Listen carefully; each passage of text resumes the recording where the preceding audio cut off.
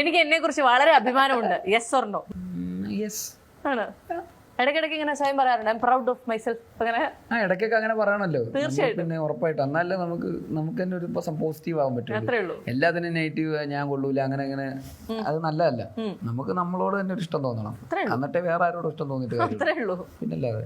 Okay. ഇങ്ങനെ ചിരിച്ചു നിൽക്കുന്ന ബേസിലിന്റെ ദേഷ്യപ്പെടുന്ന മുഖം ലൊക്കേഷനിൽ കാണാൻ സാധിക്കും. Yes or no? യെസ്. ആണോ?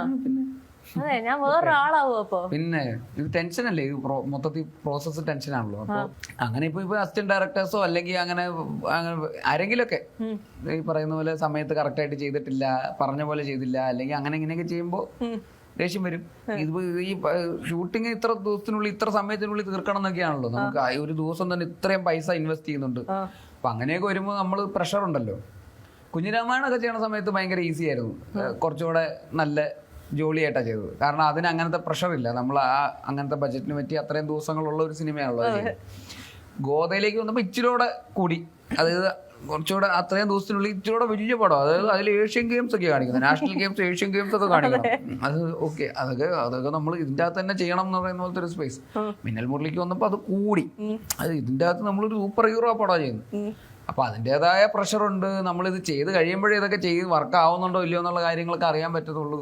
അങ്ങനെയൊക്കെ വരുമ്പോൾ എപ്പോഴും ഇങ്ങനെ ആക്ഷൻ എന്ന് പറഞ്ഞിട്ട് ചെയ്യാൻ പറ്റില്ല, ടെൻഷൻ ഉണ്ടാവും. അപ്പൊ എന്തായാലും നമുക്ക് ദേഷ്യം വരുമല്ലോ പല സമയത്തും, ഉറപ്പായിട്ടും.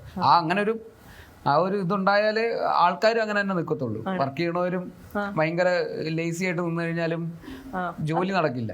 ഒരു സ്ഥിരം വേട്ടമൃഗം ഉണ്ടോ? ഏതെങ്കിലും അസിസ്റ്റന്റ് ഡയറക്ടർ, അസോസിയേറ്റ് ഡയറക്ടർ? അങ്ങനൊന്നുമില്ല, ആര് വേണമെങ്കിലും ആവാം. അങ്ങനെ ഇന്ന ആളൊന്നുമില്ല, അല്ലെങ്കിൽ ഒരാളെ മാത്രം ഒന്നുമില്ല. ആരായാലും ചിലപ്പോ ചീത്തയാക്കി വിളിക്കും. ലൊക്കേഷനിൽ തീർക്കാൻ പറ്റാത്ത ദേഷ്യം വീട്ടിൽ പോയി തീർക്കാറുണ്ടോ? അതില്ല. ഇല്ല. വീട്ടിൽ പോയി കഴിഞ്ഞാൽ ഇല്ല. ലൊക്കേഷനിലെ പ്രശ്നങ്ങൾ ലൊക്കേഷനിൽ മാത്രമേ ഉള്ളൂ. ലൊക്കേഷനിലെ പ്രശ്നം തന്നെ വൈകുന്നേരം ആകുമ്പോൾ തീരുകയും ചെയ്യും.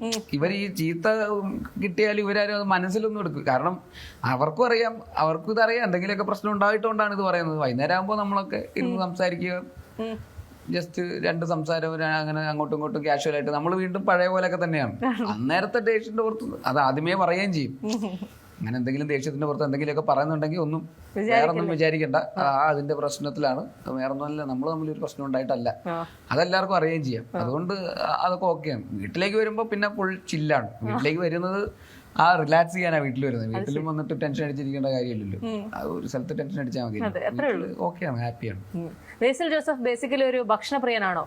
ഭക്ഷണം ഇഷ്ടമാണ്, പക്ഷെ ഇപ്പൊ ഇങ്ങനെ ഡയറ്റൊക്കെ ചെയ്ത് ഇങ്ങനെ മെലിഞ്ഞില്ലേ കഴിഞ്ഞ പ്രാവശ്യത്തേക്ക്? ശരിയാ, മെലിഞ്ഞു. സത്യമാണ്. വർക്കൗട്ട് ആണോ? വർക്കൗട്ടല്ല, ഡയറ്റ്.